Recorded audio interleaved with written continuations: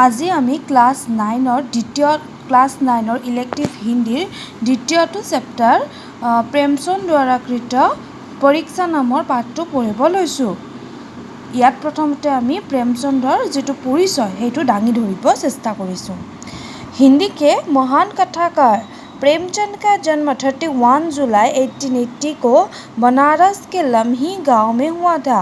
तो हिंदीर महान जिजन कथाकार प्रेमचंद तेखেতৰ जन्म किमान चনত হৈছিল 31 जुलाई 1880 চনত बनारसৰ लम्ही नाমৰ गाँवত হৈছিল। उनका मूल नाम धनपत राय था আৰু তেখেতৰ মেইন মূল যিটো নাম সেই নাম কি আছিল ধনপত ৰায় আছিল। प्रेमचंद का बचपन अभावों में बीता और प्रेमचंदर जी सरू काल हेतु कि अभावत कटाइছিল और शिक्षा BA तक ही पाई और शिक्षा तो किहলৈকে হৈছিল BA লৈকেহে হৈছিল। उन्होंने शिक्षा विभाग में नौकरी की और तेखেতে কি হৈছিল शिक्षा विभागत चाकरी কৰিছিল। परंतु असहयोग आंदोलन में सक्रिय भाग लेने के लिए सरकारी नौकरी से त्यागपत्र दे दिया। কিন্তু অসহযোগ আন্দোলনত সক্ৰিয়ভাৱে ভাগ লোৱাৰ কাৰণে তেখেতে কি হৈছিল চৰকাৰী চাকৰিৰ পৰা त्यागपत्र দি দিছিল।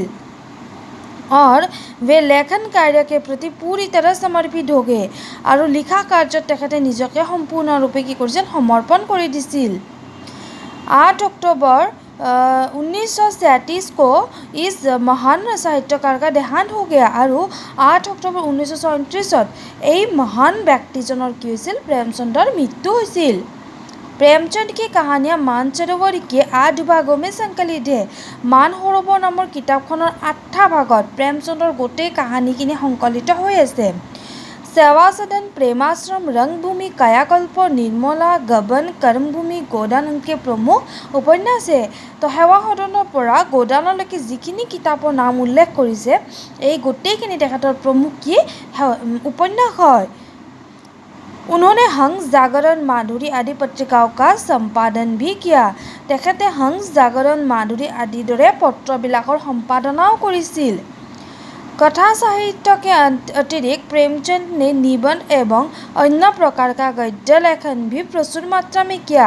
तो कथा साहित्यर उपरिও तेखেতে निबंध लिखिছিল আৰু अन्य प्रकाৰৰ गद्य কিছুমান লিখিছিল और এইবিলাকৰ লিখন কাৰ্য प्रचुर मात्रा তাৰ মানে পোৱা যায়। आप साहित्य को सामाजिक परिवर्तन का सशक्त माध्यम मानते हैं। আৰু কি হৈছিল যে প্ৰেমচন্দে সাহিত্যক সমাজখন পৰিৱৰ্তন কৰাৰ ক্ষেত্ৰত এটা শক্তিশালী মাধ্যম হিচাপে মানি লয়। उन्होंने जिस गांव और शहर के परिवेश को देखा और जिया उनकी अभिव्यक्ति उन्होंने कथा साहित्य में की। तो तेखেতে যিখন গাঁও আৰু চহৰৰ নগৰৰ পৰিৱেশ দেখিছিল তাৰ মানে যিখন দেখিছিল বা महसूस কৰিছিল এহसास কৰিছিল সেই বস্তুটোৰ অভিব্যক্তি তেখেতে কথা সাহিত্যত কৰিছিল।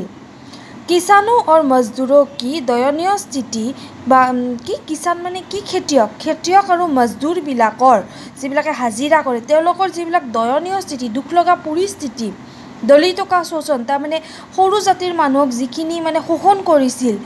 समाज में स्त्री की दुर्दशा और समाजत থকা नारीर যিটো दुर्दशा और स्वाधीनता आंदोलन आदि की उनकी रचनाओं के मूल विषय थे।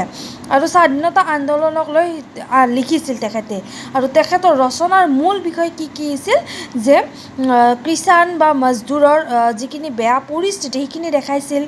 দলিত দুখীয়া বা সৰু জাতিৰ মানুহৰ যিটো তেওঁলোকৰ ওপৰত শোষণ হয় বা সিহঁত শোষিত হয় সেইটোৰ ওপৰত লিখিছিল। সমাজত নাৰীৰ যিটো দুৰ্দশা সেইটোৰ ওপৰত লিখিছিল। স্বাধীনতা আন্দোলনৰ ওপৰত তেখেতে কিতাপবিলাক লিখিছিল আৰু এইবিলাকক মূল বিষয় হিচাপে লৈছিল। प्रेमचंद का साहित्य मूलतः समाज सुधार और राष्ट्रीय भावना से प्रेरित है।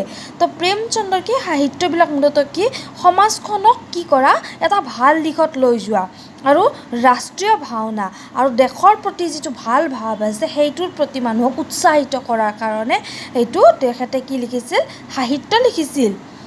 वो अपने समय की सामाजिक और राजनीतिक परिस्थितियों का पूरा प्रतिनिधित्व करता है। तो तेखেতে নিজৰ সময়ৰ যিখিনি সমাজৰ আৰু ৰাজনৈতিক স্থিতি আছিল পৰিস্থিতি আছিল সিচুৱেশ্যন আছিল সেইখিনিৰ প্ৰতি তেখেতে কি আছিল পুৰা মানে একদম প্ৰতিনিধিত্ব কৰিছিল। प्रेमचंद की भाषा सरल सहज मुहावरेदार और पात्रानुकूल है। तो प्रेमचंदर কি আছিল ভাষা সহজ সৰল আছিল যাতে সাধাৰণ মানুহেও পঢ়িব পাৰে। মুহাवरेदार য'ত তাৰমানে সাঁথৰ টাইপ বস্তুবিলাক ইউজ হৈছিল আৰু পাত্ৰানুকূলে আৰু পাত্ৰ অনুযায়ী তেওঁলোকৰ ওপৰত কি আছিল কথাবিলাক লিখিছিল বা পংক্তিবিলাক দিছিল।